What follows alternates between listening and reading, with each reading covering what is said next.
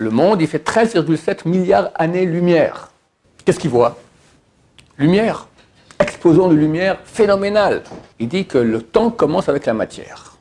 S'il y a de la matière, il y a du temps. Je rigole tellement c'est bête, d'accord? Tu as remarqué que dans ton nez, tu as les narines en bas et pas en haut? Si on va se mettre à écouter les astrophysiciens, hein, alors on va commencer aussi à écouter ce corneau qui s'appelait Darwin.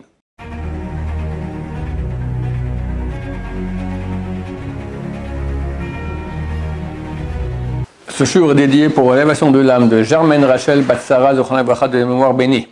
La question de Yishai. Comment le monde a été créé d'après la Torah? Comment le monde a été créé d'après la Torah? Comme c'est marqué dans la Torah.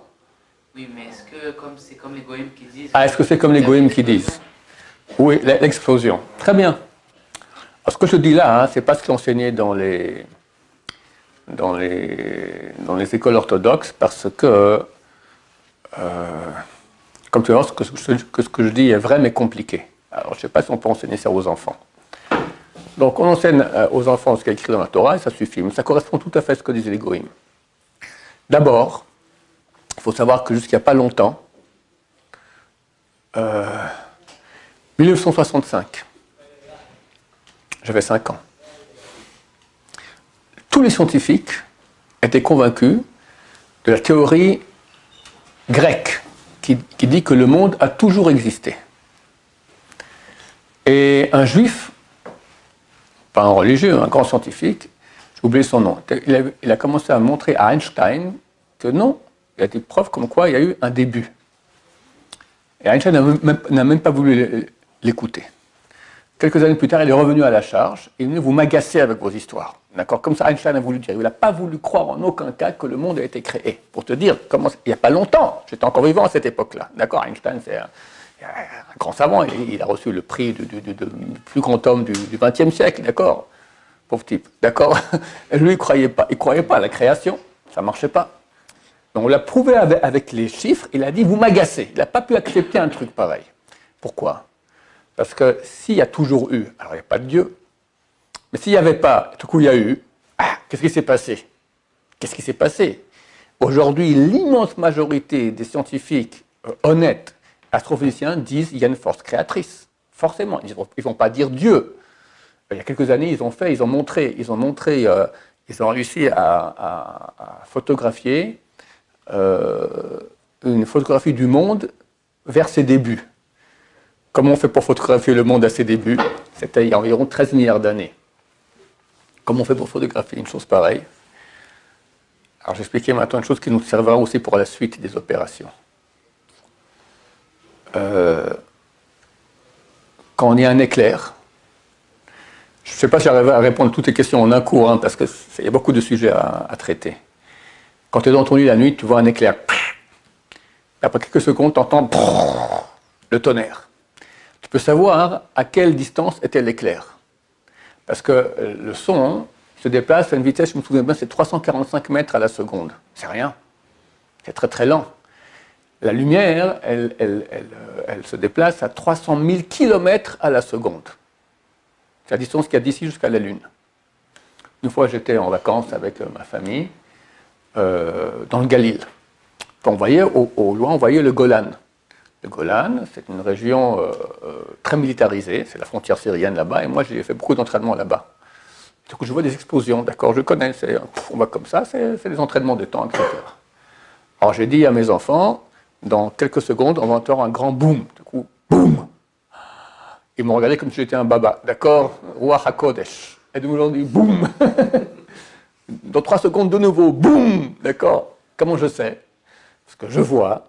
Et je calcule la distance environ, je sais combien de temps ça prendra environ. Si c'est à 20 km, et donc tu fais 20, ça fait 3 environ, ça fait presque 1 minute pour que le son il arrive, d'accord? Donc tu peux calculer, tu sais que le son va arriver vu que tu l'as vu, comme l'éclair, d'accord? Quelqu'un voit un éclair, c'est dans quelques secondes il y aura un tonnerre, c'est pas Ruach HaKodesh. Donc en fait, il y a un déplacement de la lumière.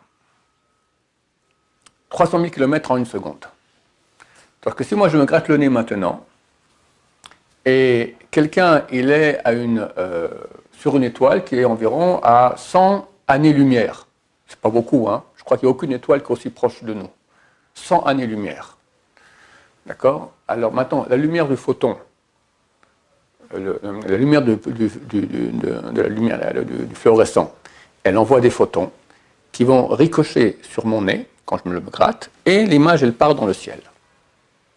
Quelqu'un qui vivra dans 100 ans, sur la planète là-bas, il regarde maintenant la Yeshiva Ishot Yosef, il me voit en train de me gratter le nez. Si on prend maintenant quelqu'un qui va être sur une étoile qui est très proche, les étoiles, normalement, elles se trouvent à des milliers, voire des dizaines de milliers, et des fois des milliards d'années-lumière. Le monde, il fait 13,7 milliards d'années-lumière.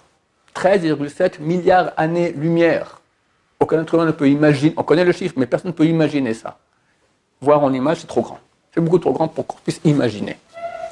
Donc quelqu'un qui est vraiment sur une étoile qui est très très proche, on va dire à 3335 ans d'ici. Il regarde maintenant avec les jumelles, la télescope, qu'est-ce qu'il voit? Il voit Moshe Rabbeinu en train d'ouvrir la mer. Il voit Pharaon qui le poursuit. Maintenant, il voit ça, maintenant que je te parle, sur une planète qui est toute proche. Parce que l'image, elle est partie il y a 3335 ans dans l'univers, elle avance, et elle touche maintenant sa rétine à lui, parce que ça a pris 3335 ans d'arriver sur son étoile. D'accord? Aujourd'hui, on a des télescopes qui peuvent arriver tellement loin, qui voient le monde comme il était il y a 10 milliards d'années, ou je crois même plus, on peut arriver à 11, 12, 13 milliards d'années. C'est à l'époque de la création du monde. Enfin, c'est un peu après, c'est 2 milliards après environ, 1 milliard 700 000, 1 milliard, 7, d'accord, après la création du monde. Donc on voit une image du monde. Et ils ont montré ça il y a quelques années, c'était il y a 3-4 ans, je pense, dans un grand colloque avec quelques centaines d'astrophysiciens. Les gens qui ont montré ça, ils ont dit c'est le visage de Dieu.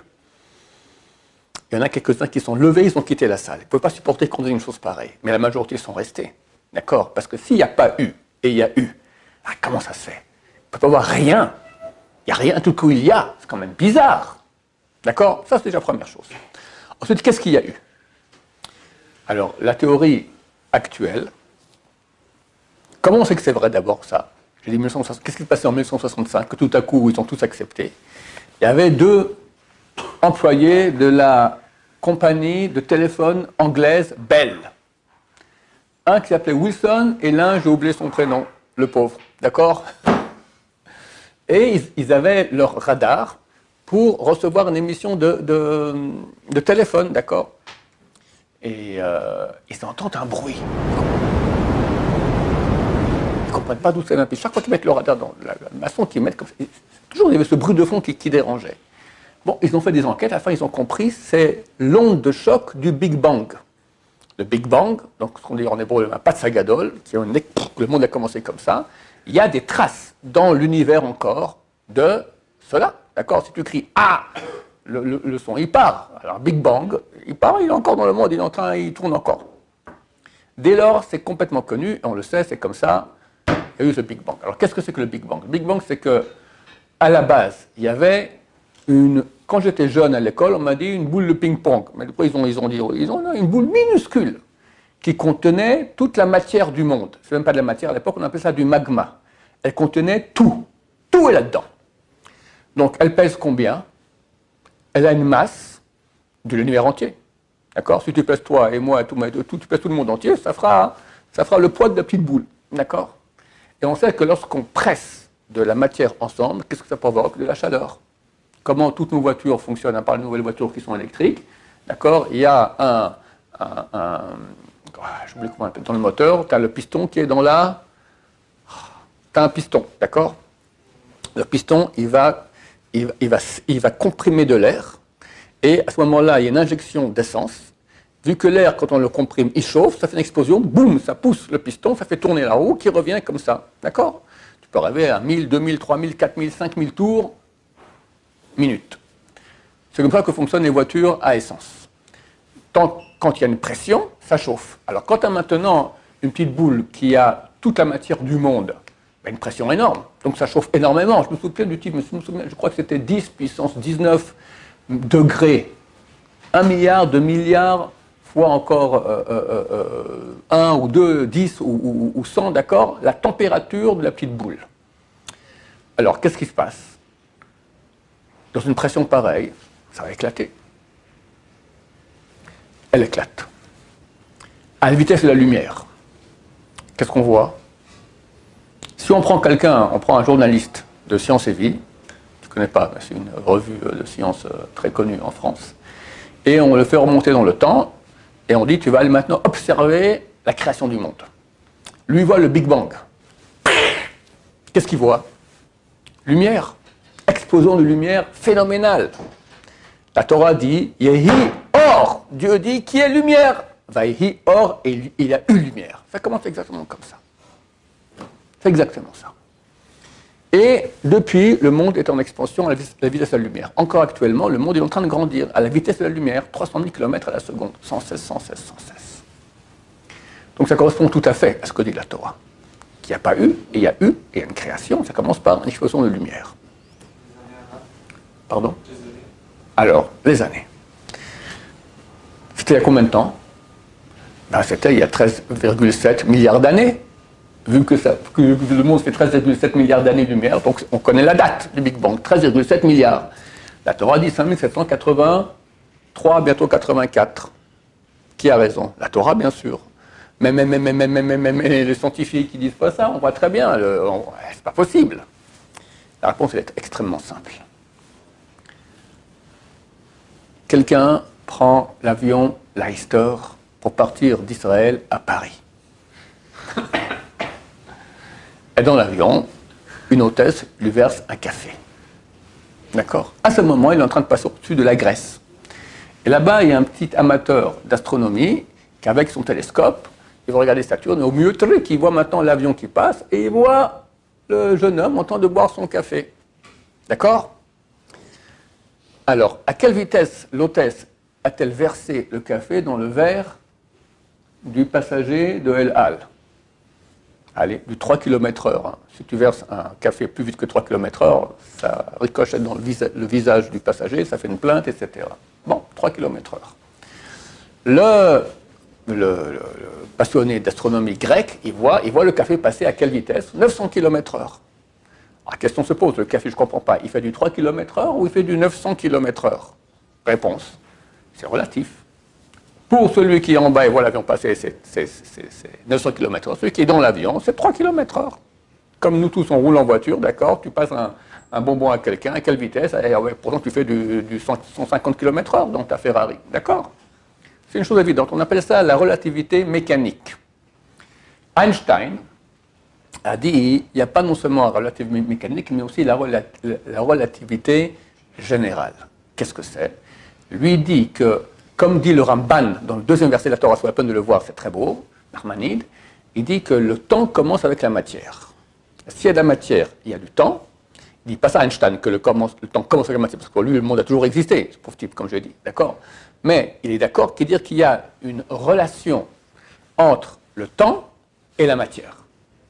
Et l'exemple très connu qu'a donné Longjumin, c'était un élève de Einstein, qui dit que si on a deux frères jumeaux qui ont le même âge, les deux aujourd'hui, ils ont 20 ans leur anniversaire, Mazal Tov, ils reçoivent en cadeau une montre Rolex, c'est des très bonnes montres suisses, et un des deux, le fils aîné, reçoit un surplus et il reçoit comme cadeau pouvoir partir 24 heures dans un voyage dans l'espace, dans une navette spatiale. Navette spatiale qui est très rapide. Elle va à une vitesse qui voisine la vitesse de la lumière. Ça n'existe pas un truc pareil, mais on parle maintenant au niveau conceptuel.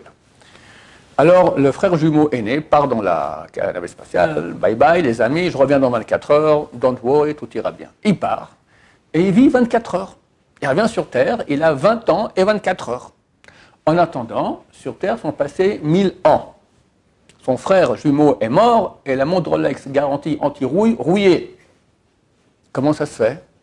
Un, il vit 24 heures, l'autre, il vit 20 ans. Einstein dit oui, c'est très simple. Parce que dans la navette spatiale, tu voles à une vitesse voisinante de la lumière et il y a une corrélation entre la vitesse et le temps.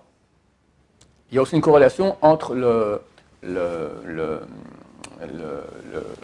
gravité et le temps.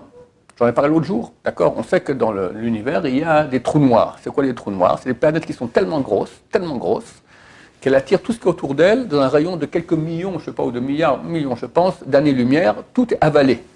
Hein? Si je prends maintenant ce mouchoir et je le lâche. Qu'est-ce qui se passe? Il tombe. Pourquoi il tombe? On a 4 lois de base de la nature. La première loi, c'est la loi de la gravité, Newton, d'accord? Une masse, c'est pas parce que le centre de la Terre, il y a un aimant ou ça attire, c'est parce qu'il y a la masse de la Terre. Elle attire la masse du mouchoir. Le mouchoir aussi, il attire la Terre, mais très très peu, d'accord? Le mouchoir, il n'a pas une grosse masse. La Terre a une plus grosse masse. Plus la masse, elle est grosse, plus c'est la Terre. Plus elle attire sur le Soleil, d'accord? Nous tous, on pèse 1000 kilos au moins, d'accord? On ne peut pas lever la main tellement on est attiré par le Soleil, donc on est trop lourd, d'accord? Une femme qui pèse 150 kilos, si elle va se peser sur la Lune, elle est très contente, elle pèse que 30 kilos, je pense, d'accord? Parce que la Lune est plus petite, donc elle attire moins, donc elle pèse moins. Dans les trous noirs, la planète, elle est tellement grosse qu'elle attire vers elle très fort même tout ce qu'il y a autour d'elle sur des millions de kilomètres, et même la lumière. La lumière, parce que c'est un soleil incandescent, cette planète-là, mais la lumière veut sortir. Maintenant, la force d'échappement des photons, des particules de lumière, elle est plus petite que la force d'attraction de la gravité. Donc, quand on regarde dans un télescope, on voit cette planète, c'est tout noir. Un bon ami à moi, qui est un astrophysicien, il y a 30 ans, il m'a raconté ça, il m'a dit, on pense que dans ces planètes, le temps s'arrête. Ne me demande pas ce que ça veut dire, je ne comprends pas. Mais on voit donc qu'il y a une corrélation entre la masse et le temps, entre la vitesse et le temps. Encore une chose, les astrophysiciens disent, si tu prends maintenant un bâton qui fait 1 mètre, tu mets dans une navette spatiale qui va à une vitesse qui voisine celle de la lumière, le bâton ne fait plus qu'un demi-mètre. Pas parce qu'il y a un frottement avec le vent dehors, rien du tout. Il est dans le salon de la navette spatiale, d'accord? Mais le bâton, il fait plus qu'un demi-mètre. Ça veut dire que le monde physique que nous connaissons, c'est ici sur Terre, il y a les conditions qu'on connaît. Mais tu vas changer les conditions de masse, de vitesse et autres, ça va changer le temps. Dès lors, je pose la question. On reprend notre journaliste de Sciences et Vie qui va maintenant à la création. On lui fait une petite estrade sur l'épaule du bon Dieu. Et il est maintenant avec son chronomètre, et il voit le Big Bang, comme ça part, et dans le monde entier, très bien, après ça fait une soupe de particules élémentaires, j'expliquerai un peu si tu veux pas comment le monde s'est créé, d'accord, comme la Torah le dit. Et il revient, après 24 heures, il prend son petit papier, il revient ici au XXIe siècle, il va à la rédaction de Sciences et Vie, voilà, c'est ce qui s'est passé. Et les spécialistes là-bas disent, ah, mais tu racontes des histoires, ça en 24 heures, nous on voit dans le télescope, ce que tu me racontes que ça durait 24 heures, ça a duré 3 milliards d'années. Qui a raison? Et ceux qu'on voit dans le télescope, ils ont tort? C'est parce qu'ils sont loin, ils voient mal, ils voient très bien, ils ont des gros télescopes. Ils disent, non, on peut calculer. Tout ce que tu m'as dit, ça a pris 3 milliards d'années. Elle lui dit, j'étais là-bas, c'était 24 heures. Alors, comme le café. Un, il dit, c'est 900 km à l'heure, parce qu'il est sur le sol de la Grèce. Un, il dit, c'est 3 km à l'heure, parce qu'il est dans l'avion. Le type, le jumeau qui est dans la navette spatiale, pour lui, c'est 24 heures. Celui qui est assis sur Terre, c'est 1000 ans. Quand tu vois un Big Bang, et tu es sur place, d'accord? Tu as la matière du monde entier.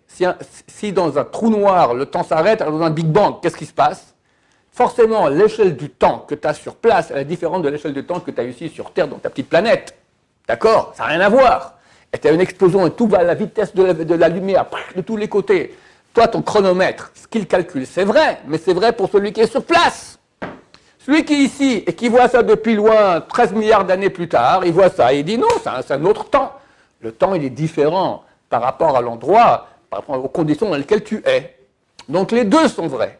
Ce que les scientifiques disent, 13,7 milliards d'années, c'est vrai. Ce que dit la Torah, c'est en 6 jours, c'est vrai. Mais tout dépend de quel référentiel tu parles. Dieu, il parle référentiel vrai, il était sur place là-bas. Quand j'étais sur place, venez, amenez vos journalistes, regardez ce qui s'est passé sur place, vous verrez que c'était vraiment 6 jours, pas plus, de 24 heures. Pas comme les gens qui disent non, chaque jour, ça va des milliards d'années, des trucs, des ch'touillottes, d'accord, c'était 24 heures. Il fut soir, il fut matin, un jour, il fut soir, il fut matin, 2 jours. Ils racontent des histoires, 1 milliard d'années entre les deux, c'est un jour de 24 heures. Mais pour celui qui est là-bas. Nous, qu'on observe ça maintenant des milliards d'années plus tard, alors on le voit en tant que milliards d'années. Et les deux sont vrais.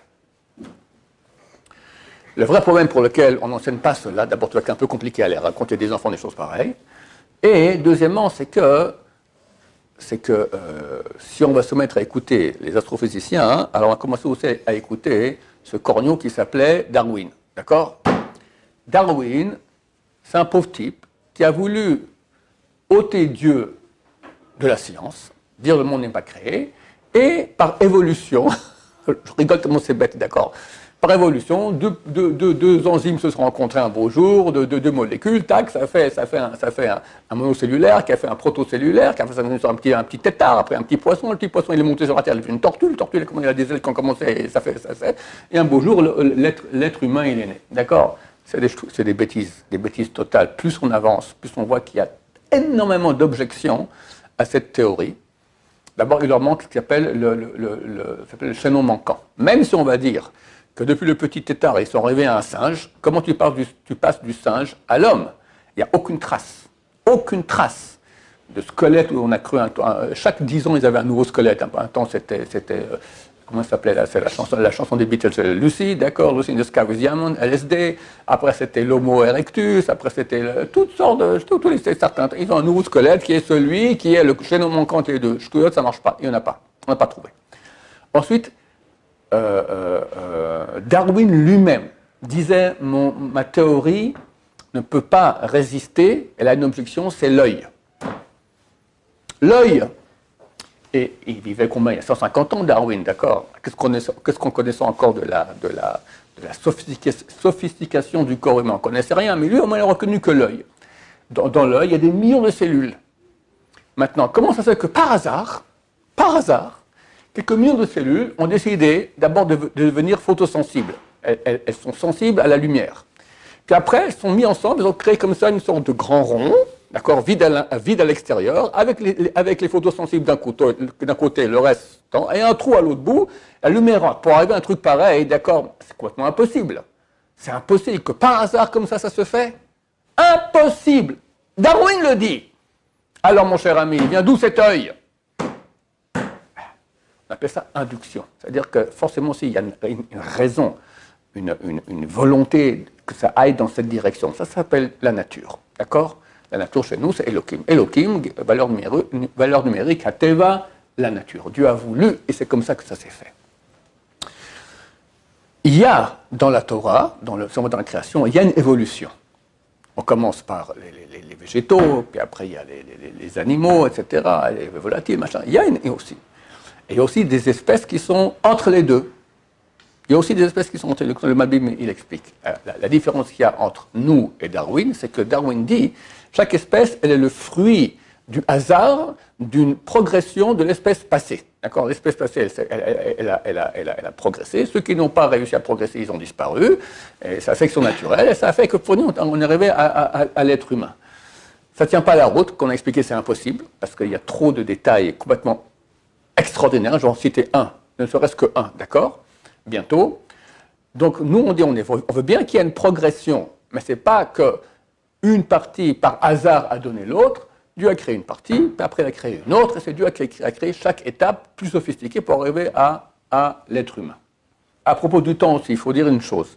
On va retrouver maintenant, quand je dis que le temps des sources de création était différent du nôtre, il y a un moment dans la création où le temps de la création devient comme le nôtre. C'est quand? C'est lorsque le premier homme a été créé vendredi, la Gemara dans le traité Sanhedrin, page 38, dit qu'est-ce qui s'est passé à chaque heure. Premier heure, Dieu il a pris tout l'argile pour la création de l'homme. Après, il a fait le tronc. Après, il a fait les membres. Après, il a insufflé l'âme. Après, il a mis debout. Après, il est devenu intelligent. Il a donné le nom aux animaux, etc. D'accord? La Gemara raconte chaque heure qu'est-ce qui s'est passé. Maintenant, au moment où l'homme est devenu déjà intelligent, il a vu la nouvelle lune. C'était Rosh Hashanah. C'est le premier jour du premier mois de la première année. D'accord? Rosh Hashanah de l'année 1. Maintenant, pour qu'on puisse voir la nouvelle lune, il faut que ce soit 6 heures après le moment de la vraie nouvelle lune. C'est quoi la nouvelle lune? C'est le moment où la lune se trouve entre le soleil et la Terre. On ne voit rien à ce moment-là. Il faut que la lune bouge un peu, ça prend 6 heures, et là on commence à voir un petit filament. D'accord? Donc pour que le premier homme puisse voir la nouvelle lune, il fallait que la lune commence à fonctionner 6 heures auparavant. On connaît ce moment. C'était le vendredi, Yud Dalet, 14 heures depuis le début de la journée, depuis le début de la nuit, jeudi soir. 12 heures de la nuit, 2 heures du jour, environ 9 heures du matin. Là, le temps commence à être le même temps que le nôtre. Et nous, on compte les nouvelles années depuis ce moment-là. Ça s'appelle ça Viad. Vav, c'est 6, Yad, c'est 14 heures. C'est depuis ce moment-là que ça commence. Dès ce moment, le temps de nos terres n'a pas changé. C'est le même temps. Donc, il y a un problème. Si maintenant je trouve un dinosaure, et je calcule maintenant qu'il date d'il y a 1 million d'années, c'est un problème parce que la Terre, le dinosaure, ça se peut qu'il est encore avant. Ok, je trouve maintenant un être humain. D'accord, un être humain, ce petit nonos d'être humain, il date d'il y a 1 million d'années. C'est un problème parce que le premier homme était écrit vendredi et après le temps commençait à devenir normal. D'accord? La réponse, c'est le déluge.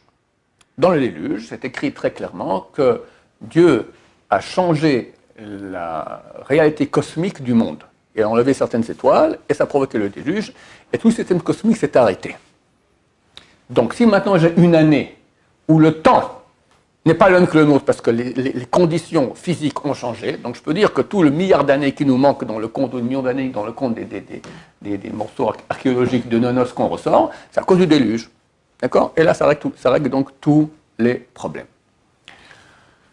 Je donne un seul exemple pour finir avec cela, parce que je peux encore continuer beaucoup, mais il y a beaucoup à dire.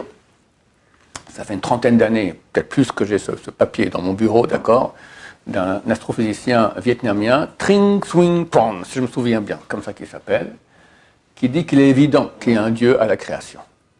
Et donne là-bas quelques petits exemples de détails dans la création du monde, que c'est impossible que ce soit le fruit du hasard. Alors je ne me souviens plus de tout. Il en donne un qui est assez stupéfiant, parmi d'autres. Et c'est un parmi des milliers. Chaque fois, donc, il faut rajouter ça dans le calcul, tu verras qu'au bout d'un moment, c'est impossible. D'ailleurs, dernièrement, on m'a encore écrit qu'une série de grands scientifiques, quelques centaines d'astronomes, d'astrophysiciens ont dit qu'il est impossible que le monde ait été fait comme ça par là. Forcément, il y a une force créatrice. Mais ce n'est pas à la mode. Au niveau des médias, ce n'est pas trop diffusé parce que c'est très embêtant. Si Dieu existe, alors je ne peux plus m'amuser avec les filles comme je veux, d'accord? Tu l'as vu un peu, la jeune fille, comme ça, tu me dis que c'est interdit. Dieu n'existe pas, d'accord? C'est beaucoup plus facile d'agir ainsi. Pas pour longtemps, très bientôt, tout le monde verra la vérité. Bezrat Hashem. Que dit Trinh Xuyen Pon? Il dit, un peu d'astrophysique, je m'excuse, ce n'est pas un cours de Torah, mais c'est pour comprendre que la Torah, elle est vraie, d'accord? Vous me direz d'où je sais tout ça? Dans les toilettes, d'accord? Dans les toilettes, je lisais un temps des bouquins d'astrophysique, c'est passionnant. Lorsqu'il y a le Big Bang, il n'y avait pas encore de matière, il y avait du magma. Attends, tout le magma, il s'est diffusé dans le monde entier, dans l'univers entier, d'accord?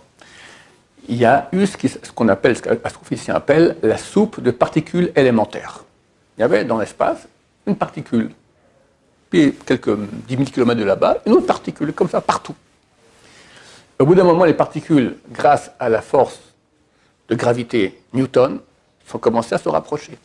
Une particule que je vous dis, mon mouchoir, il attire aussi, d'accord? Deux particules se sont arrêtées, tic. Ils ont fait 3, 4, 5, ils ont commencé à créer une molécule. Pas une molécule, pardon, des atomes. Après les atomes, des molécules. Après les molécules, des cellules. Et ça fait les étoiles, ça fait le monde qu'on connaît. Maintenant, Trinh Xuyen Pon, il dit qu'il faut qu'il y ait, dans cette soupe de particules élémentaires, il faut que ce soit une soupe qui ne soit pas trop liquide. Parce que si j'ai une particule élémentaire ici, puis une autre à 1 million d'années-lumière, elle ne pourra pas s'attirer. Donc on serait resté à l'état de particules élémentaires pour toujours. Il ne faut pas non plus que cette soupe de particules soit trop épaisse. Si les particules élémentaires sont trop proches, il faut se rapprocher. Puis au bout d'un moment, tout va se rapprocher, puis on aura un Big Bang, après un Big Crunch. Tout revient comme ça, Big Crunch, tout revient dans la petite boule. Donc il fallait un équilibre très très fin, que ce soit ni trop loin, ni trop proche. Et il dit un équilibre équivalent à quoi? Il dit à la chance qu'aurait un archer de tirer une flèche dans une cible qui fait 1 cm carré de côté. Tu as fait du tir à l'arc dans ta vie? Ah, c'est ça ce qui est intéressant, la distance. Si c'est à 1 mètre, je vise bien, je peux mettre dans 1 cm. À 10 mètres, il faut déjà être un très bon archer, d'accord, pour arriver à mettre dans la cible. Lui, il dit, c'est la chance qu'aurait un archer de mettre une flèche dans une cible qui fait 1 cm carré de côté, que l'archer se trouve à un bout du monde, et la flèche est envoyée sur 13,7 milliards d'années-lumière, et bing, du premier coup, tombe dans la cible qui fait 1 cm de côté, carré de côté. C'est possible. Il y a une chance sur des milliards de milliards de milliards de milliards. J'en ai encore demain matin, j'ai 2 milliards de milliards de milliards. D'accord? Impossible. Ça, c'est un détail. Un détail, il en met la main plusieurs. Et après, tu continues surtout. Darwin a dit l'œil. Mais laisse tomber l'œil, regarde l'oreille, regarde la bouche, regarde les dents, regarde. C'est tellement complexe, un être humain. Extraordinaire comment ça marche. Par hasard, des cellules se sont mises comme ça. D'accord? Tu as remarqué que dans ton nez, tu as les narines en bas et pas en haut? Parce que les cellules ont été intelligentes par hasard. Elles se sont dit, si on se met en haut comme ça, quand il va pleuvoir, on ne pourra plus respirer. Alors ils ont mis ça en bas. C'était vachement intelligent, les cellules, d'accord? Mais il faut arrêter. C'est pas possible, ce truc-là. C'est impossible. C'est une blague, d'accord? Voilà. En cela, on voit qu'il y a une correspondance totale entre la Torah et la science. Baruch Adonai, l'olam, amen, amen.